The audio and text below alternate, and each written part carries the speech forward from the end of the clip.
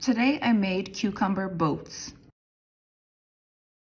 On the side, we have my sweet pecan dipping sauce. So I received a message saying the last time I made these cucumber boats, somebody thought that my walnut meat right here was eggs. No, I'm a frugivore. This is just my walnut meat.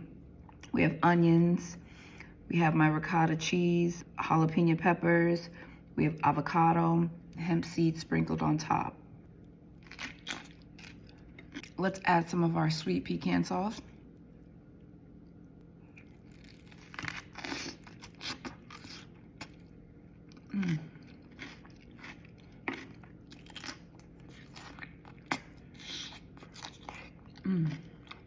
I love the crunch. I love the savoriness. I love the creaminess.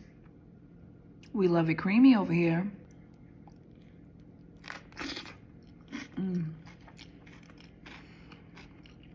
Last bite. Until next time.